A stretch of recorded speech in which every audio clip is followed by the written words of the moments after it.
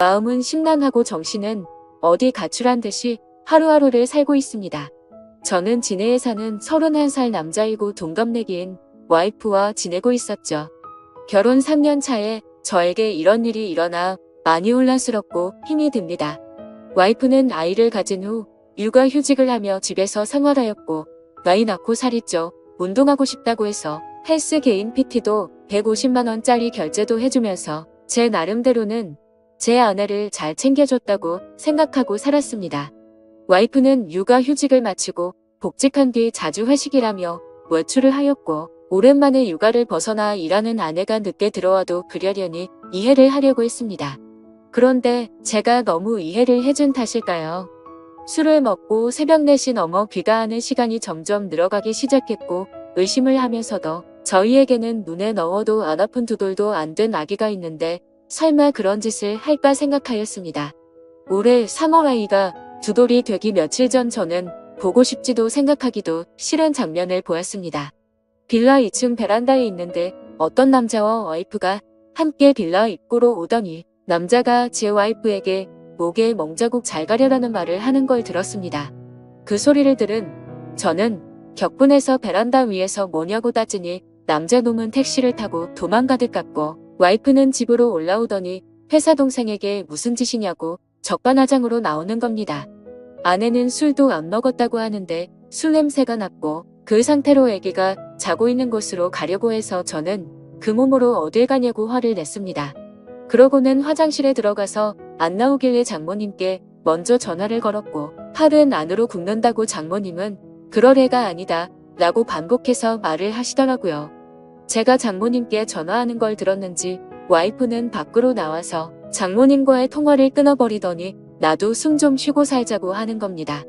솔직히 와이프는 주간 야간을 번갈아가며 일을 하는 회사였었고 저는 야간이 없는 병원 일을 해서 칼퇴가 가능해서 애를 돌보는 건 온전히 제 몫이었습니다.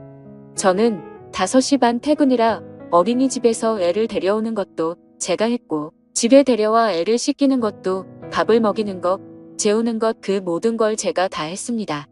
힘들지 않았다면 거짓말이겠지만 애를 제대로 볼보지 않는 아내에게 이교대하니까 힘들겠지 하면서 제가 다 했습니다.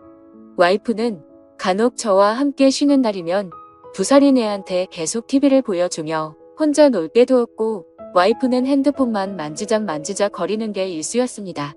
술 먹고 들어온 그날 저와 말다툼을 하고 와이프는 집을 나갔고 그날 집에 들어오지 않았습니다. 나중에 알고 보니 회사 근처 숙박업소로 갔더군요. 다음 날 아침에 얼마 전에 사줬던 와이프 차 안에 있던 블랙박스를 보니 가관이더군요. 며칠 전 봤던 그 남자와의 대화 녹음이었는데 누가 들어도 연인처럼 대화를 주고받더라고요. 손이 부들부들 떨리고 화가 나서 도저히 참을 수가 없었습니다.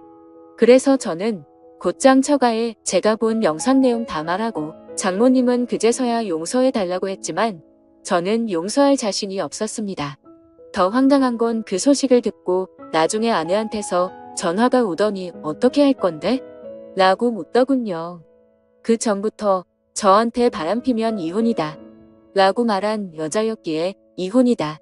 네가 한 짓은 간통이다. 뭐가 그리 떳떳하게 말하냐라고 했더니 간통죄 없어졌다고 뻔뻔하게 말하더군요. 그래서 저는 더 이상 이 여자와 살면 안 되겠다는 생각에 애기 데리고 나와 현재 본가로 들어와서 살고 있습니다. 이혼 준비하면서 와이프에 대해 이리저리 알아보니 대단하더군요. 전 직장에서 양다리 걸치고 그중 한 남자한테는 몇백만 원 빌린 뒤에 잠수 타버리고 대부업에 손대서 추심 들어올 뻔한 적도 있고 그랬다더군요. 도대체 왜 결혼 전에 그걸 알아볼 생각을 못했을까 후회도 되었고 결혼 전에 알았다면 얼마나 좋았을까 싶었습니다. 그리고 와이프가 만나는 남자에 대해서도 녹음된 이야기를 들어보니 작년에 군대 전역한 젊은 놈이더라고요. 그놈은 뭐가 좋다고 유부녀랑 놀아났는지 참 어이가 없습니다.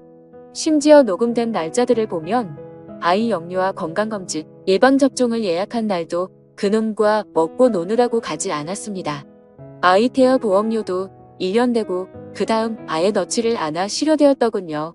저는 알아서 잘 넣고 있는 줄만 알았습니다. 와이프는 저에게 정확한 월급에 대해 이야기를 해준 적이 없어 거의 생활비는 제 카드로 결제를 했던 상황이라 와이프의 카드 내용을 제가 잘 몰랐습니다. 그런데 그제서야 와이프의 카드 결제 내역을 보니 정말 한숨만 나오더군요. 한 달에 월 250만 원은 넘게 쓰고 있었고 벌써 카드 한도 초과까지 썼더라고요. 그런데도 그놈 자취하는 곳 주위에서 이불집에서 74만 원치를 긁었더군요. 무슨 같이 살림 차릴 생각인지 생각조차 하기가 싫었습니다. 아무튼 그 여자 빚 때문에 협의 이혼하고 있습니다. 복수하고 싶은데 명예훼손이니 뭐니 피해자를 위한 법은 없더라고요. 회사에 이것들 이름 다 까발리고 싶지만 제게는 아이가 있기에 제가 범죄자가 되면 안 될 것 같아 참고 있습니다. 아이는 엄마의 정을 받고 자라지 않아 다행인지 엄마를 찾지 않고 잘 지내고 있습니다. 왜 가해자들은 저렇게 웃으면서 지내는데 피해자인 제가 이렇게 힘들어야 하나요? 대한민국 법은 가해자를 위한 법인 것 같습니다. 중구난방으로 적었습니다. 긴 글 읽어주셔서 감사합니다. 다음은 후기 내용입니다. 안녕하세요. 여러분들, 저는 이 글쓴이의 절친한 친구입니다. 친구에게 양해를 구해 계정을 빌려서 작성을 하고 있습니다. 제가 목격한 사실들을 얘기하기 위해서입니다. 저는 이 친구의 연애 시절부터 쭉 지켜봐왔습니다. 이 여자 때문에 항상 힘들어했습니다. 사람들 앞에서 무안 주는 거는 예사고 친구의 친척들과 모이는 자리, 모처럼 대학교 친구, 고등학교 친구들이 모이는 자리에도 전화로 거기는 왜 갔냐, 지금 당장 집에 들어가라, 그럴 시간에 나를 보러 오라고 떼를 쓰고 허를 내고 욕하는 게 다반사였습니다. 제가 보기에도 집착이 병적으로 심했습니다.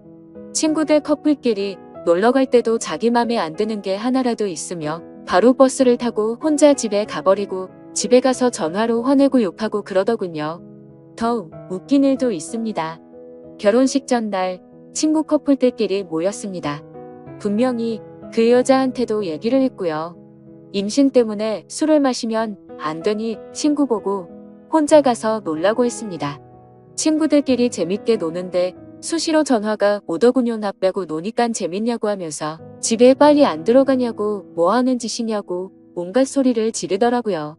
옆에서 통화를 듣고 있던 저희 친구들도 다 황당했습니다.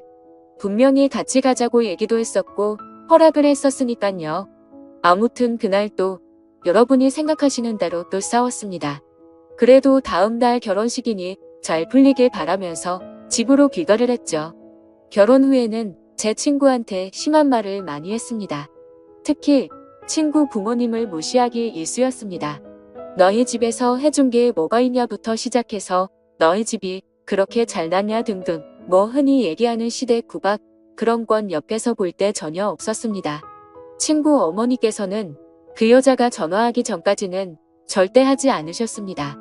할 말이 있으시면 친구를 통해서 하였지만 그것 또한 집안 행사 관련 말씀이셨습니다. 그리고 이 여자는 모정이라고는 찾아볼 수가 없었습니다. 친구에게 들은 얘기도 있지만 제가 친구 집에 놀러가서 본 장면도 있죠. 애가 엄마가 봐주지 않는다고 스스로 토를 하고 했습니다.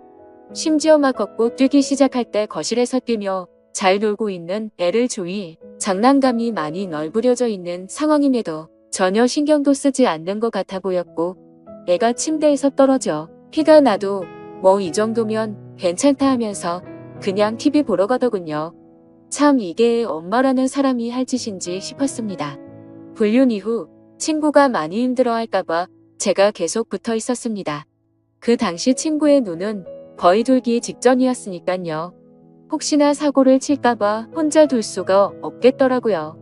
위에 친구가 작성한 글에도 있지만 그 사건 다음날 전화가 왔습니다. 그때 제가 옆에서 다 들었죠. 간통죄 없어졌다. 갈 때까지 가보자. 오히려 적반하장으로 그 여자가 먼저 이혼 조건을 걸더군요. 그리고 이틀 후 법원에서 만났습니다. 친구는 도저히 혼자 갈 자신이 없다고 하면서 같이 동행해달라고 부탁을 해서였죠. 처음에는 친구 혼자 법원에 들어갔다가 주차장에서 기다리고 있는 저한테 전화가 와서 같이 있어달라고 하더군요. 무슨 일이지 싶어서 가봤습니다. 이 여자 정말 대단하더군요. 검을 짝짝 씹으면서 본인이 먼저 조건을 제시했으면서 이제 와서 말을 다 바꾸더군요. 법원에서 어디선가 상담을 받고 온 듯 했습니다. 어찌 그리 뻔뻔하던지 도저히 참지 못하고 제가 법원에서 짜증까지 냈습니다. 오히려 친구는 차분해졌으나 제가 눈이 돌아서서 친구가 오히려 저를 말렸습니다. 작성하다 보니 다시 화가 날 정도로 상종 못할 인간이었죠. 제 친구 정말 많이 힘들어했습니다. 본인 일 아니라고 쉽게 말하시는 분들 익명이라고 그러지 않으셨으면 좋겠습니다. 제 친구에게 많은 격려와 위로 부탁드립니다. 감사합니다.